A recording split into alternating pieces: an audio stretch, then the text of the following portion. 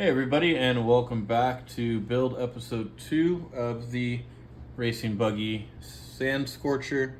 Pretty much picking up where we left off, so got the rear end all assembled, starting to look like a buggy. Rear shocks on, and then got the front shocks.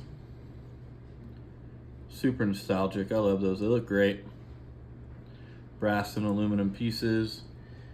Pretty much went with the torque tune motor in this one and the smaller steel 15 tooth pinion. So now the exciting stuff and some slight modification. So we're gonna start on with the aluminum, or as one of the friends I was talking to, I believe he's from Europe or Australia, one of those aluminium, not aluminum, but aluminium. But yeah, so definitely no flex in that one, a little bit, but nowhere near the FRP or the compressed fiberglass chassis. So really excited to get that on there. So yeah, we're gonna start with mounting some electronic pieces. I'm gonna have to modify that, so I'm gonna get started on that stuff, and then I'll update you guys on how I'm gonna kind of rearrange the steering servo to get more turning radius out of it, and modifying that clear cover to accommodate that servo and all that good jazz. So got to do some measuring, some mocking up, and then I'll update you guys along the way.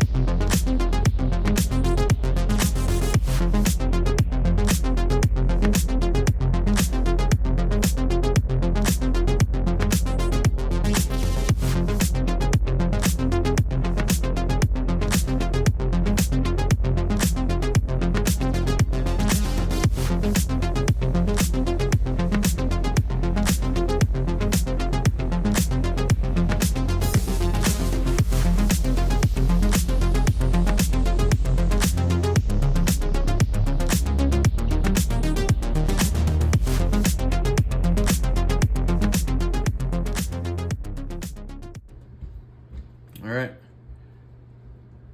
got the aluminum plate on. Super solid, really nice. Again, that's how the rear, if you want to call it the rear springs, but they exert pressure on the plate, and then yeah, that's how they pivot. So that's looking super cool. And then front suspension, just like the Volkswagen. It's a little tricky, kind of making sure you hold everything together and doesn't get out of place when you put it on. But yeah, so the first kind of thing you have to do for swapping the servo and putting it up front and having a direct drive on the servos, you have to switch these ball ends. The ball ends are supposed to go underneath, but you want to flip them and put them on top, and that'll make sense why. You'll see when I put the servo and the arms on, just connecting arms for the steering. But yeah, I just have it on the soft. You can change the spring. There's two little notches. I have it on the soft one. I don't think it needs to be on the hard one, but I'll play around with it when it gets on. But yeah, it actually feels really, really good. So again, everything is super solid, heavy. It's all aluminum and metal.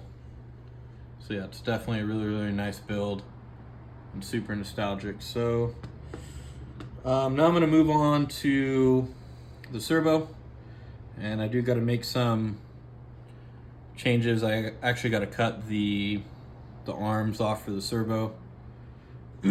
So I'm gonna get it mocked up, gotta measure and get everything right.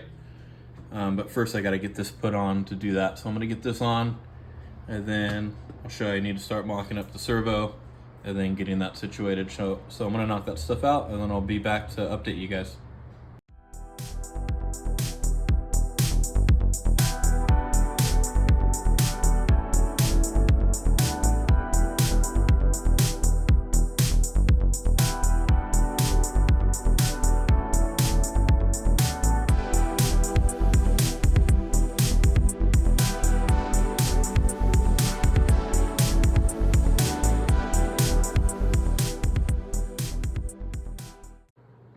Alright, so here we have it.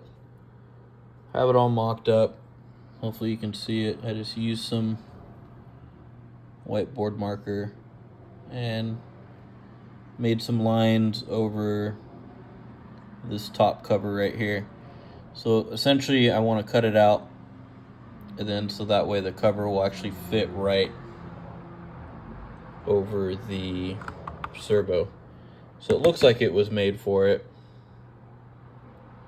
But yeah, so again, chop those little arms off on the servo. Of course, it doesn't want to focus now. Focus, there we go. Chop the arms off.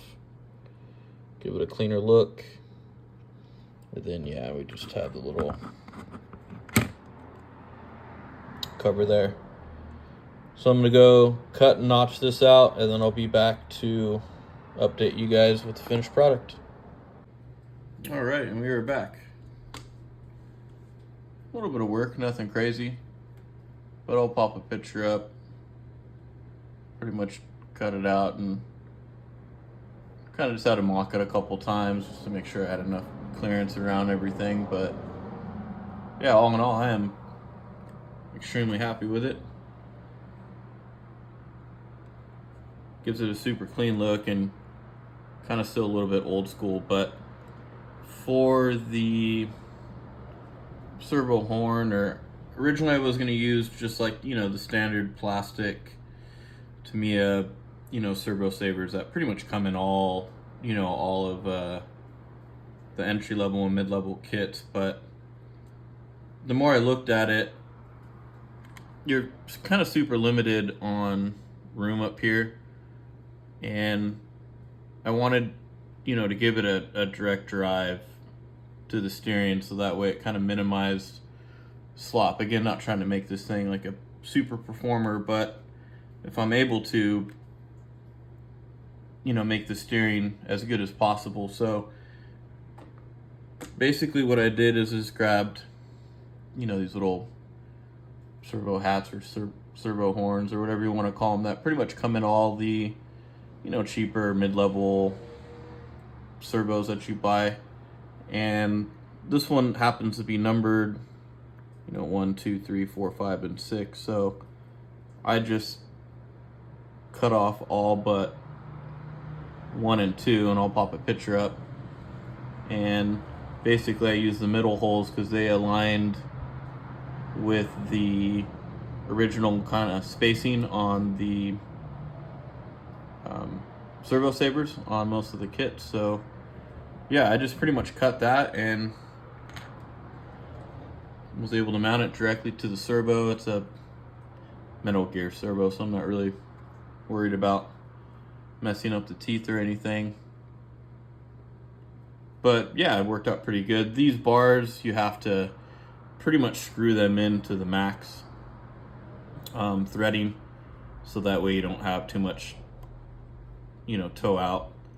And yeah, other than that, it actually worked out really, really good. So you kind of just have to, flop these ball ends from the bottom to the top. Pretty much max these out. Make sure that the servo is centered. So I just use this post as my guide, because if not, these arms will not be long enough. You'll have one that's too short and one that's too long. And then yeah, if you want to be able to use this cover, you'll have to kind of chop the arms off the servo. If you don't want to use this cover, it doesn't really matter. But yeah, I chopped them off because I wanted to fit this cover over it. But yeah, I'm super happy with it. So I already kind of tested it out, make sure it worked, no rubbing or binding or any issues like that, and it turned out great. So I'm gonna get the electronics put in here, and then I'll be back to show you the steering in action.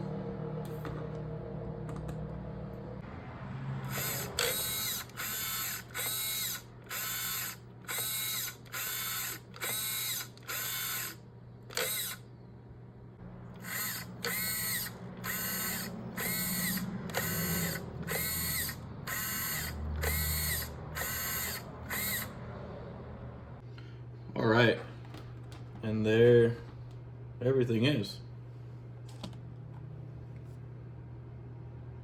Turned out great. So I was able to get the cover on and kind of all the electronics moved, some stuff around, obviously, based off the original kit. Instructions wants you to put the ESC back over here. The actual original servo supposed to go right here. Then you have that arm and servo saber attaches to this body post. I think the actual receiver can go over there, but yeah, change it around. So I just use this block piece. It comes with like that battery, super hard foam, the battery cradle or cover or protector or whatever. The small little tiny battery is supposed to fit in there. So I just kind of chopped it up and used some pieces to support the battery. So I put a big chunk right there. And other than that, I just put some a little bit of foam right there, so the battery doesn't hit the bolt for the post for this plastic tray. But yeah, all in all, I'm super excited, really happy with how it turned out. Kind of got the wires all squared away and they go inside. There's a little relief for this plastic part. So yeah, it actually turned out really, really good. In a second here, we'll jump in and I'll kind of show you the battery in there and everything enclosed. And then you kind of saw the servo in action, but I'll show you again with the battery in and everything. But was able to get the wheels on because that's the next step. So I ended up doing, kind of wanted to do like the magnesium style kind of look, kind of old school retro. But yeah, these wheels, for those who know, they're not the funnest, if that's even a word, to put on. They're a challenge for sure. I use this trim prying tool, and holy smokes, it helps a lot. So saves the fingers and the hands, and you're able to get the tires on a heck of a lot better. So yeah, those are the rears. Those are the fronts. Actually, I think it turned out really, really good. Was a little iffy on it, but yeah, really happy with that. So let me get the battery in there real quick, the cover on, and then I'll show you everything again, and we'll be right back. And there you have it. So I got the cover on. You can see the battery. It fits in there almost perfect, like it was made for it. So I put everything on this side to kind of offset the weight of the battery being over here, or the motor being over here.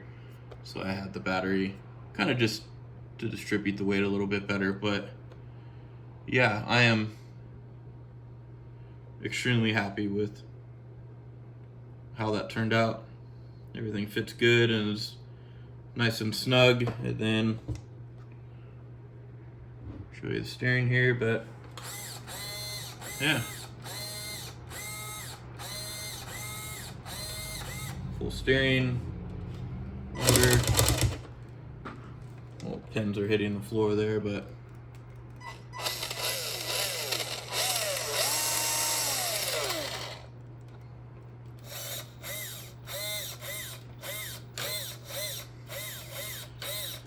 yeah, so extremely happy. Really glad that turned out. So I'm gonna get the, what do we have next? I'm gonna get the tires on, and I think we're actually gonna start moving on to the body, the driver figure. There's some exhaust that'll need painting, things of that nature. So yeah, I'm gonna get working on those, get those knocked out, and then I'll be back to update everybody.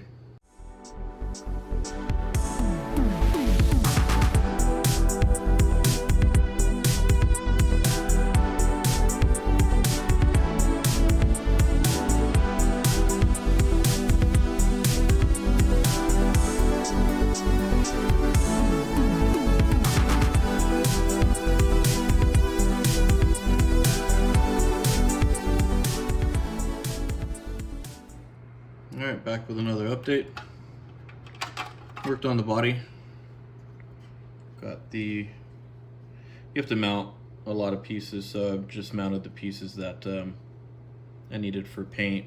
But rear license plate cover, the rear lights, got the front end on. It's a two-piece design, so you have to bolt that to the rest of the body. Kind of line it up as good as you can. And got the sunroof on, which I feel it should always have been opened or slightly open. It's funny, it's almost like they wanted you to be able to do something with it, but you really couldn't. So I just dug into my spare part stash I have from all the kits that I built. This one happened to be from a Blockhead Motors Hot Shot 2. So it's just a little kind of proper piece, angled, pretty much like an L bracket. And I just used some 4000 E4000 glue, and it propped it up enough where I think it looks super good, and hopefully won't take too much damage in the event of a rollover.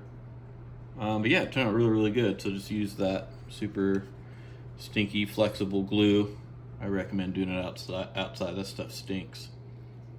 But yeah, I got everything glued, sanded it, kind of give the glue something to bond to, and then yeah, and then sanded the rest of the body. I didn't get too crazy. You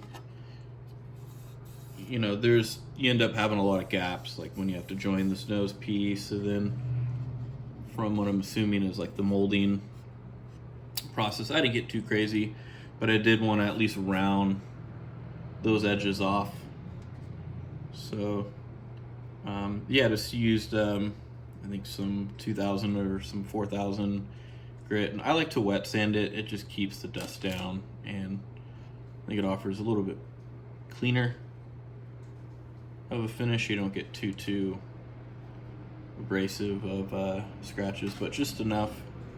Yeah, you should probably primer this first and then put your base, but the Tamiya, the TS paint, it seems to stick really good, and so far I've used it on both the lunchbox and the fighting buggy without any primer, just wet sanding like I said.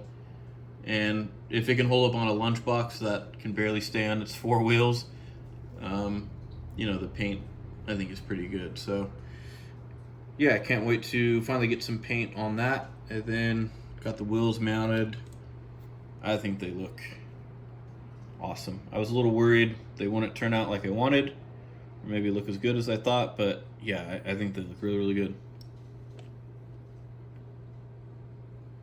So, got that awesome old school metal antenna mounted. So I'm gonna get started on body and paint. There's a lot of work to do there. And then, yeah, I'll be back to update you guys when everything's done. All right, and we are back. She is all done. What a fun build this was.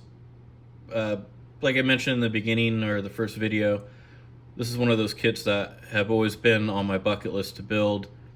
Definitely a more higher priced kit for sure. But you 100% get what you pay for as far as packaging, box art, display, you know, nostalgia.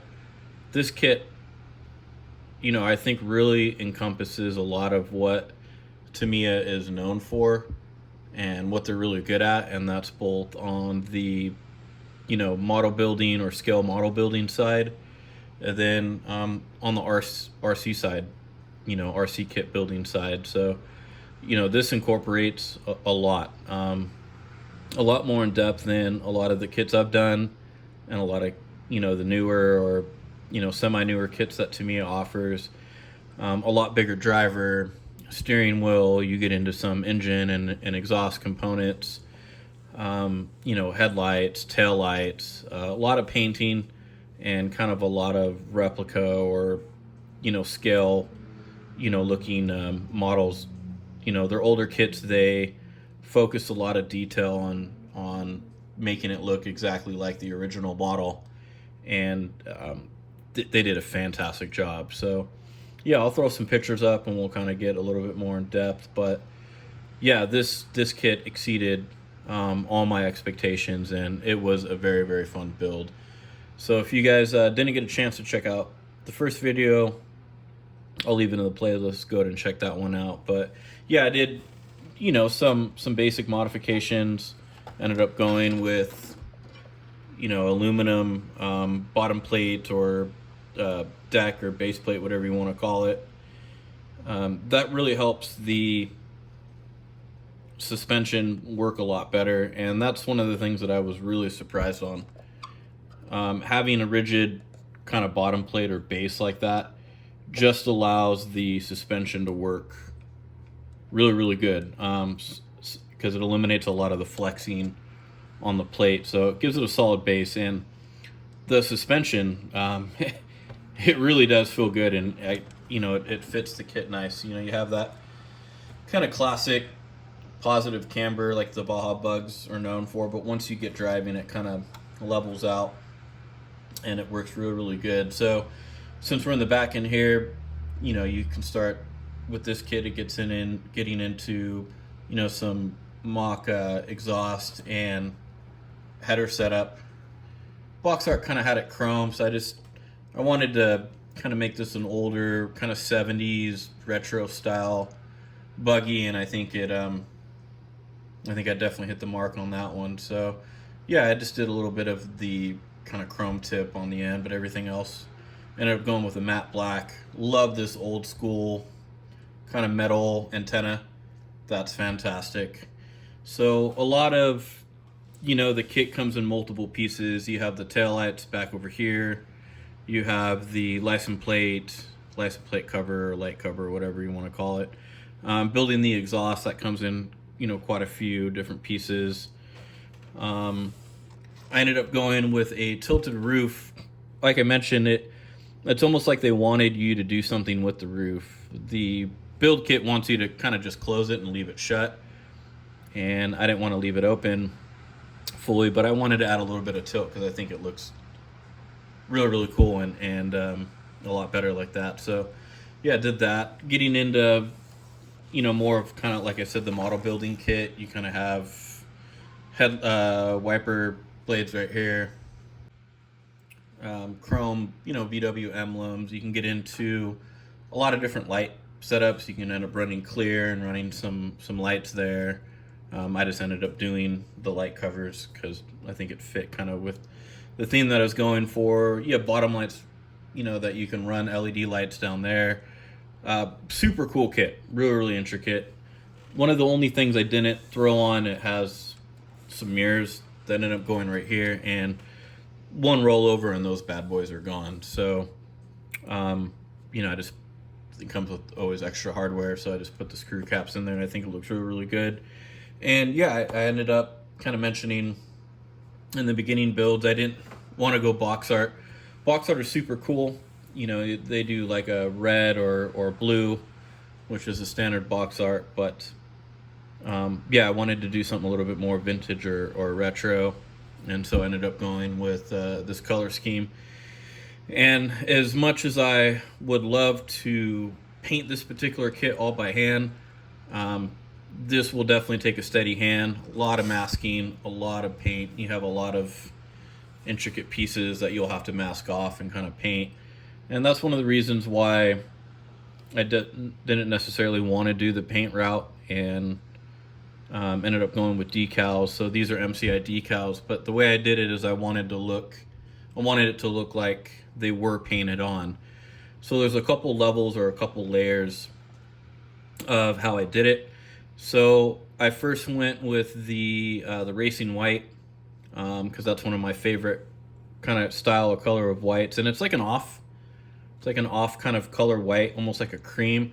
So I think it blended in really well. So I ended up doing that as a base coat, and then I went over with actually no, I waited on the flake because I wanted to put the decals on first. These color scheme decals, so I ended up going with the MCI ones.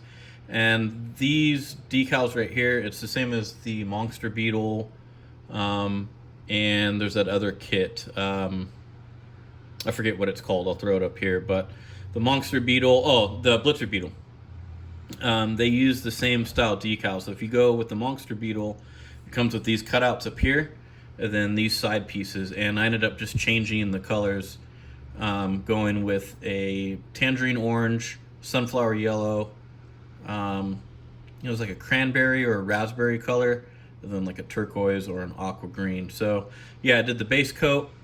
I put these bottom decals on, the MCI decals first. Then I ended up going with the flake or metallic, and did quite a few coats of that to kind of build up that metallic, 70s kind of jet boat look. Then after that dried and cured, then I went over with the stock sticker decals, because I didn't want those to be kind of glitter or that jet boat kind of look. And then after that, I went over with a satin matte clear. So all these stickers that you see right here, the 506, those are the stock decals that come with the kit. And then when you order the MCI decals, they include a lot of the original decals that came with the Sand Scorcher. So I ended up doing, the Monroe, Excel, and some of the stickers in the back here that I'll show you. So yeah, I don't know if the camera's picking it up too well. You can kind of see on the front, but yeah, has that kind of glitter or jet boat look, and that's one of my favorite kind of paints to do, and I think it adds a lot to that 70s kind of nostalgia, Baja look. I ended up going with something different. I wanted to go with kind of like the magnesium, look on the wheels. So I painted just the centers, a gold flake, and then ended up doing a satin clear over everything after it was done. So yeah, just the centerpieces, that kind of magnesium looking gold. And yeah, I was a little on the fence on how it would look, but I think it turned out fantastic. And then we'll swing around to the back here. And then yeah, kind of did some more decals in the back.